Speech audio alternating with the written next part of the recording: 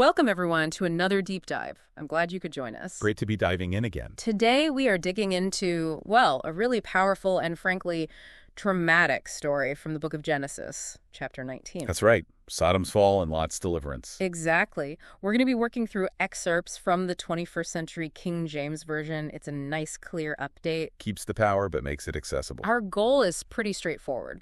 Let's unpack this chapter almost line by line, see what jumps out, and really follow the flow of this intense narrative. And it is intense. What makes this passage so compelling, I think, is how it hits on these huge themes. Like what?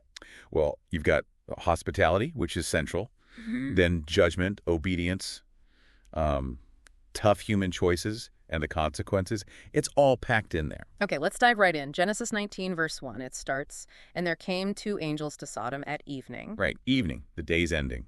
"And Lot sat in the gate of Sodom." So he's right there, at the entrance, a key spot.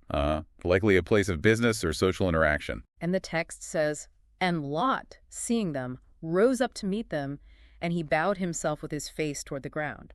Wow, immediate reaction. Very immediate. That bowing face to the ground. It's deep respect.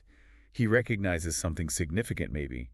Or it's just extreme politeness to strangers. He urges them, "Behold now, my lords, turn in, I pray you, into your servant's house." He wants them off the street. And tarry all night and wash their feet. Standard, essential hospitality in that time and place.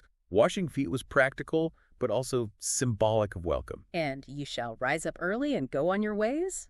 He's offering complete refuge. It's a full invitation.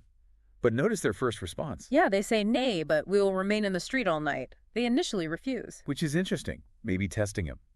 Or maybe just indicating the city's danger. But Lot insists. It says he pressed upon them greatly. He really pushes. He does. He doesn't take no for an answer. And eventually, they turned in unto him and entered into his house. Then he goes all out. He made them a feast and baked unleavened bread, and they ate. It's the full treatment. Unconditional hospitality. This is really important because it sets up this stark contrast with, well, with what happens next. Right, because things take a very dark turn very quickly. Verse 4, "But before they lay down, they haven't even settled in for the night. The timing is immediate. The men of the city, even the men of Sodom, both young and old, all the people from every quarter compass the house around." Think about that phrasing, young and old. Every quarter. This isn't just a few troublemakers. It's the whole community, seemingly, united in this. A terrifying image. The house is completely surrounded. And their demand in verse 5 is chilling. They call to Lot, "Where are the men who came into thee this night? Bring them out unto us that we may know them." That phrase, know them. Yeah, what's the understanding here? Well, the traditional and widely held interpretation, given the context and the Hebrew word used, is that this was a demand for homosexual gang rape. A complete violation of hospitality and basic human decency. Exactly. It's presented in the text as the epitome of the city's wickedness, the reason for the judgment that's coming. It's about power, violation, and utter disregard for the sacred guest-host relationship. So Lot is trapped. Mob outside, guests inside. What does he do? Verse 6. "And Lot went out at the door unto them, and shut the door after him." He puts himself physically between his guests and the mob. A brave, maybe desperate move. He pleads with them, "I pray you, brethren, do not so wickedly." He appeals to them as neighbors, as brethren. Trying to reason with pure hostility. But then comes, well, the really difficult part. His offer in verse 8. Yes. "Behold now, I have two daughters who have not known a man. Let me, I pray you, bring them out unto you, and do ye to them as is good in your eyes." It's horrifying to our modern sensibilities, utterly. He continues, "Only unto these men do nothing, for therefore came they under the shadow of my roof." This underscores, in the most extreme way possible, how paramount the protection of guests under his roof was considered in that cultural context, according to this text. He sees that duty as absolute, even above protecting his own family. It appears so in this moment. It's a shocking choice, highlighting the depth of his commitment to the hospitality code and maybe the depth of his panic. It really throws the wickedness of the mob into sharp relief. How does the mob react to this desperate, disturbing offer? Verse 9 shows total rejection, and they said, "Stand back." No negotiation, just contempt. And they mock him. This one fellow came into sojourn, and he will become a judge. They dismiss him as an outsider trying to tell them what to do. Exactly. Who are you to judge us? Then the threat turns personal. Now will we deal worse with thee than with them. They're going to assault Lot himself even more severely. The situation escalates immediately. And they pressed sore upon the man, even Lot, and came near to break the door. They're about to force their way in. It shows their absolute determination to violate and their total disregard for Lot or his plea. The rule of law or even basic decency has vanished. This is the moment, right, the tipping point where intervention happens. Verse 10. But the men, meaning the angels, The guests, put forth their hands and pulled Lot into the house to them and shut the door. Swift action. divine rescue right there, snatching him from the clock. And then the consequence for the mob is, well, supernatural. Verse 11, and they smote the men who were at the door of the house with blindness, both small and great. Blindness. Instantaneous, affecting everyone out there. So that they wearied themselves to find the door. Can you imagine? Suddenly blind, furious, fumbling, unable to even find the entrance they were about to break down. Utter chaos and futility imposed on them. And now the guests reveal their purpose. Inside, safe, the angels ask Lot in verse 12, hast thou here any besides, son-in-law and thy sons and thy daughters, and whomsoever thou hast in the city, bring them out of this place. Gather your family now.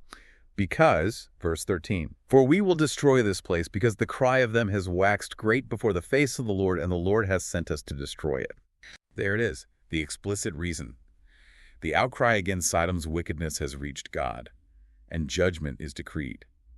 This links directly back to the earlier Abraham narrative where the outcry was mentioned. And just a quick pause here. If you're finding this deep dive valuable, maybe give the Peace Project 4 All channel a like. We really appreciate you all being part of these conversations. Absolutely. Your engagement means a lot. So Lot has this earth-shattering news. What does he do? Verse 14 says, he went out and spoke unto his sons-in-law, who married his daughters. He tries to warn the extended family. And said, up, get ye out of this place, for the Lord will destroy this city. Urgent warning, life or death. You'd think that would get their attention. But no, the response is heartbreaking. But he seemed as one who mocked unto his sons-in-law. They thought he was joking. Or crazy. They just didn't believe him. That disbelief. It's tragic. It's a recurring theme, isn't it? Yeah. Warnings ignored. The opportunity for escape is right there, but they dismiss it. Fatal mistake. Dawn breaks, and the angel's urgency increases. Verse 15. And when the morning arose, then the angels hastened Lot, saying, arise, take thy wife and thy 2 daughters who are here, lest thou be consumed in the iniquity of the city. Time is up. Get out now. But Lot, he hesitates.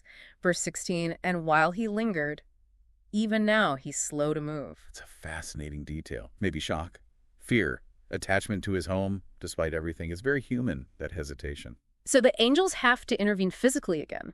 The men laid hold upon his hand, and upon the hand of his wife, and upon the hand of his 2 daughters. Literally dragging them to safety. The Lord being merciful unto him, and they brought him forth and set him outside the city. The text explicitly credits God's mercy for this forced rescue. Yes, it wasn't Lot's perfect obedience or quick action. It was divine mercy pulling them out, despite the lingering. Once outside, the final command in verse 17 is clear and stark. Escape for thy life, look not behind thee, neither stay thou in all the plain. Don't look back. Don't stop. Escape to the mountain, lest thou be consumed. Head for the hills, basically. That's the safe zone. But Lot argues. Again. He does. Verses 18 to 19, he pleads, oh, not so, my lord. Behold now, thy servant hath found grace in thy sight. But I cannot escape to the mountain, lest some evil take me, and I die. He's afraid of the mountain now. Maybe afraid of being alone, exposed, or just sheer terror making him irrational. He points to a nearby town in verse 20. Behold now, this city is near enough to flee unto, and it is a little one. Oh, let me escape thither, and my soul shall live. He begs for this small compromise. Just let me go to that small town, Zoar. It's little. Surely it can be spared. And amazingly, the angel agrees. Verse 21. See, I have accepted thee concerning this thing also, that I will not overthrow this city for which thou hast spoken. Incredible flexibility. Divine plans accommodate human fear and pleading here. But the angel adds regency in verse 22. Hasten thee, escape thither, for I cannot do anything till thou hast come thither. Wow. That's significant.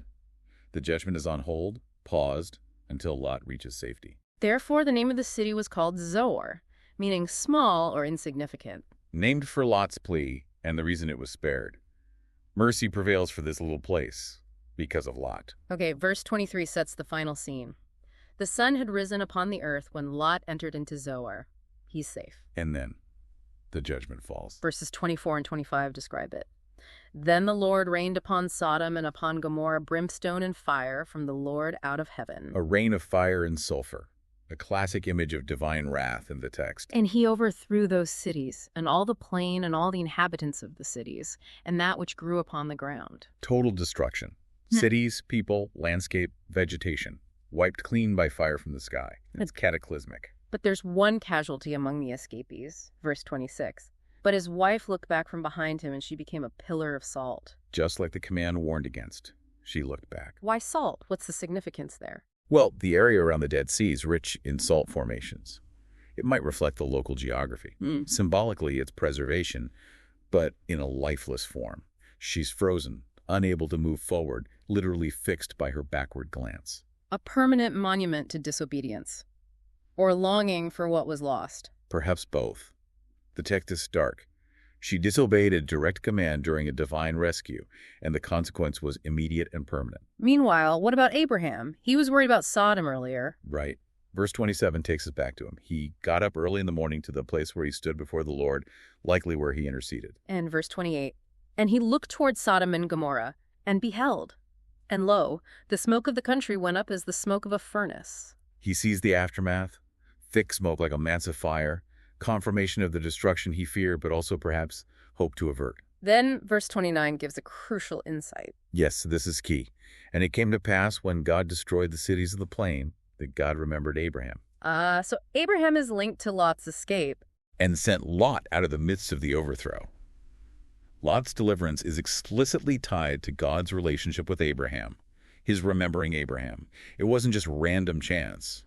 It connects to the covenant. The story isn't quite over, though. There's a final unsettling chapter for Lot, verse 30. Lot went up out of Zoar and dwelt on the mountain, and his 2 daughters with him.